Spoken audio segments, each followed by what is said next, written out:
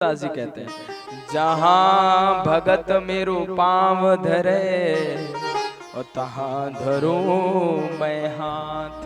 श्री सूरदास जी कहते हैं, बड़ा अच्छा पद लिखा कि जहां मेरा भक्त अपने पैरों को रखता है उसके नीचे मैं अपना हाथ रख देता हूं। इतना प्रेम करते हैं भगवान। और ध्रुव जी जब भगवत प्राप्ति के लिए निकले तो भगवान से मिलाने का काम तो गुरु का होता है। अब ध्रुव जी के पास कोई गुरु नहीं था जो उन्हें गाइड कर सके। अब कोई रास्ता तो दिखाने वाला होना चाहिए ना, जो दिखाए और हम उस रास्ते पर चले। कोई दिखाने वाला नहीं, कोई बताने वाला नहीं, कुछ भी नहीं, कुछ पता नहीं, निकल पड़े रास्ते पर। अक्सर लोग मुझसे पूछते हैं कि महाराज ये बताइए सच्चा गुरु कैसे मिले, ठीक गुरु की प्राप्ति कैसे होगी।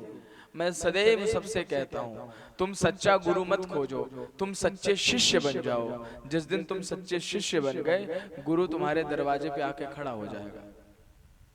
हाँ, बेईमान गुरु उन्हीं को मिलता है जो बेईमान नियत के साथ गुरु को बनाते हैं। कपट पूर्ण तरीके से, कामना पूर्ण तरीके से गुरुओं की।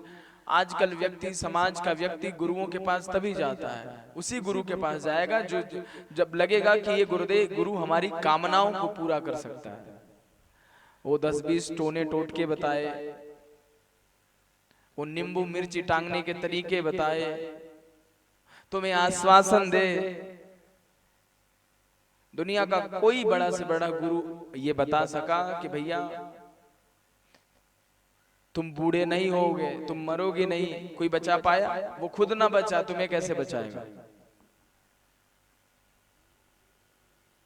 लेकिन मनुष्य इतना अंधा हो चुका है कि उसके अंदर सत्यता तो है ही नहीं, और वो सच्चा गुरु खोजने के लिए निकल पड़ता है कि सच्चा गुरु कैसे मिलेगा। तुम सच्चे हो जाओ, सच्चा गुरु तुम्हें अपने आप मिल जाएगा। श्री ध्रुव जी महाराज से सीखिए। ध्रुव जी के पास कोई गुरु नहीं है, लेकिन अंदर में सत्य है और सत्य की तलाश है। इतना पर्याप्त है। तुम्हारे अंदर अगर सत्य की प्यास है, सत्य की तलाश है,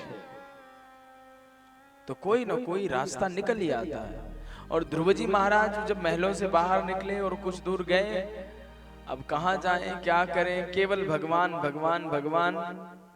उतने में श्री नारद जी महाराज का आगमन हुआ, और नारद जी ने आकर के ध्रुव जी से पूछा, कहां जा रहे हो, क्या करने जा रहे हो। और ध्रुव जी ने कहा, देवर्षि मैं भगवान को जानना चाहता हूं, ये भगवान कौन है।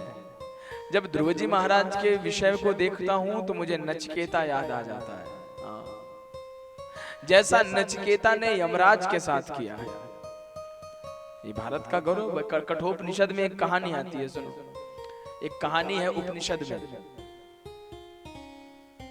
सुनिए तुम सब। कठोपनिषद की कहानी है। नचिकेता एक ऋषि पुत्र है और अपने पिता से अनबन हो गई। क्यों? क्योंकि बालक है, बाल बुद्धि है नचिकेता में, लेकिन बड़ा विद्वान है। पिताजी ऐसी वस्तुओं को दान में दे रहे थे जो किसी के काम नहीं आती। अक्सर आदमी उन्हीं वस्तुओं को दान में देता है जो अपने उपयोग में नहीं होती है। तब लगता है भैया आप दे दो, सीधी सी बात है, फैक्ट है। तो नचिकेता ये देख रहे थे, उनके पिताजी ऐसी गौएं दान कर रहे थे जो जीवन में कभी दूध देने वाली नहीं थी। तो नचिकेता ने अपने पिता से कहा कि पिताजी इन गायों को क्यों दे रहे हो। अरे दान तो बहुमूल्य वस्तुओं का किया जाता है, जो बहुत उपयोगी वस्तु है वो दान में दिया जाता है। और पिताजी आप मुझसे बहुत प्रेम करते हो ना, तो ऐसा करो आप मुझे ही दान में दे दो। अगर आपके पास कुछ देने के लिए नहीं है तो आप मुझे ही दान में दे दो किसी को। हाँ, तो पिताजी कहते हैं चल हट, पागलों जैसी बातें करता है। नहीं नहीं, आप बताओ आप मुझे किसको दान में दे रहे हो। बार बार जब नचिकेता कहे तो पिताजी खींच गए और खींच के कहते हैं, आप लोग अपने लोक बाग में कहते हैं ना, जा मर। ऐसे नचिकेता खींच गया और खींच के कहते हैं, जा मैंने तुझे मृत्यु को दे दिया। नचिकेता ने कहा ठीक है, आपने मुझे मृत्यु को दे दिया, कोई बात नहीं। अब वो तो ऋषि पुत्र थे, और उसी समय वो जैसे ही नचिकेता के पिता ने कहा कि मैंने तुझे मृत्यु को दिया, वो मृत्यु के देवता के पास पहुंच गया। कहां? यमपुरी, यमराज के लोक में पहुंच गए। और यमपुरी पहुंचे अपनी साधना के बल पर, तपस्या के बल पर। नचिकेता तो अद्भुत ऋषि पुत्र हैं, बड़े ज्ञानी और बड़े तपस्वी। तो साधना के बल पर श्री नचिकेता जी महाराज बहुत कम आयु के हैं, 7-8 वर्ष की आयु है, लेकिन इतनी कम आयु में ही बहुत तपस्या से परिपूर्ण है। और यमराज के लोक में पहुंच गए और यमपुरी में जाके दरवाजा खटखटाया। अच्छे अच्छे लोगों की हालत ऐसे ही खराब हो जाती, भैया यमपुरी कौन जाए। और नचिकेता जी महाराज जिंदा जीवित ही पहुंच गए, सशरीर। और दरवाजा खटखटाया, अंदर से यमराज के 2 भयंकर दूत निकले। तुम कौन हो भैया, क्या है? भैया ऐसा है, मुझे तुम्हारे देवता से मिलना है। कौन से? मृत्यु के देवता से मिलना है, जो भी है उन्हें बुला के बाहर ले आओ।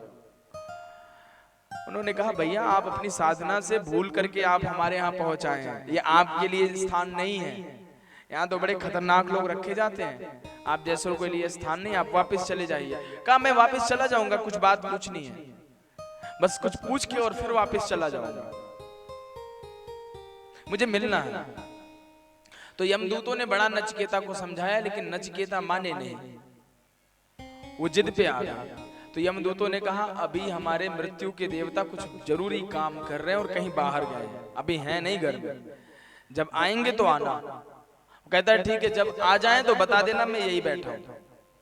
तो कथा कहती है उपनिषद की कि नचिकेता 3 दिन 3 रात बिना खाए पिए, बिना कुछ किए यमराज के दरवाजे पर बैठे रहे, यमराज की प्रतीक्षा में। और जब यमराज आए और उनके दूतों ने उन्हें सूचित किया कि महाराज एक बालक, बड़ा तपस्वी बालक है, अपने तपोबल के प्रभाव से यहाँ पर पहुंच गया है और आपसे मिलने की जिद कर रहा है। और नचिकेता को मिलने के लिए यमराज को भी आश्चर्य हुआ और वे तुरंत बाहर निकले और आकर के देखा एक बालक बैठा है। तो बालक की तपस्या को देख करके यमराज भी प्रभावित हो गए। ये स्थिति थी नचिकेता की। यमराज को प्रभावित कर दिया नचिकेता ने अपने तपोबल से, अपनी तपश्चर्या से, अपने ज्ञान से, अपनी निष्ठा से। तो यमराज ने नचिकेता को देखते ही कहा, पुत्र तुम मुझसे 3 वरदान मांग सकते हो। कहा ठीक है, मैं आपसे 3 वरदान मांगूंगा। क्यों? क्योंकि तुम हमारे द्वार पर 3 दिनों तक इस प्रकार से अनशन करके तप कर रहे हो, इसलिए तुम 3 दिन तक मेरे द्वार पर रहे, इसलिए मैं तुम्हें 3 वरदान कुछ भी मांगने के लिए देता हूं। तो नचिकेता ने कहा भगवान, मैं पहला वरदान आपसे ये मांगता हूं कि मेरे पिता जो मेरे प्रति रुष्ट हो गए हैं, उनका क्रोध शांत हो जाए, ऐसा आशीर्वाद दे दीजिए। उन्होंने कहा ठीक है, तथास्तु। हे भगवान, दूसरा वरदान मैं ये मांगता हूं कि आप मेरे गुरु हो जाइए और गुरु हो करके मुझे समस्त ज्ञान की शिक्षा दे दीजिए, सब कुछ, सभी ज्ञानों के भेदों को मुझे जानना है। यमराज ने कहा ठीक है। यमराज गुरु हो गए और तत्क्षण समस्त ज्ञान का जो भंडार था यमराज ने नचिकेता को दे दिया। नचिकेता ने यमराज को अपना गुरु बना लिया। सोचो, यमराज को ही अपना गुरु बना लिया। इसलिए कहा है गुरुर मृत्यु हो, गुरु मृत्यु स्वरूप भी होता है, वो अपने शिष्य को मृत्यु का दर्शन करा देता है। हाँ। तो तीसरा वरदान जब मांगने की बारी आई तो नचिकेता ने कहा भगवान, मेरा तीसरा प्रश्न ये है कि मुझे परमात्मा के बारे में जानना है, भगवान के बारे में जानना है। भगवान कौन है, वो रहता है, कहाँ रहता है, कैसा दिखता है, मुझे उसके बारे में जानना है। तो यमराज क्या कहते हैं मालूम है? नचिकेता बेटा ऐसा करो, मेरे पास कभी ना खत्म होने वाला धन का कोष है, भंडार है, ले जाओ, मैं तुम्हें दे सकता हूं। इतना धन है कि तुम खर्च करते करते थक जाओगे लेकिन खत्म नहीं होगा। और जितनी, क्योंकि मैं यमराज हूं, मेरे अधिकार में आता है, जितने दिन तक तुम जीवित रहना चाहते हो उतनी आयु भी ले जाओ, और जितने भोग भोगने की सामग्री चाहिए सब ले जाओ, और यही नहीं, जितने दिन तक तुम जवान रहना चाहो उतने दिन तक की जवानी ले जाओ।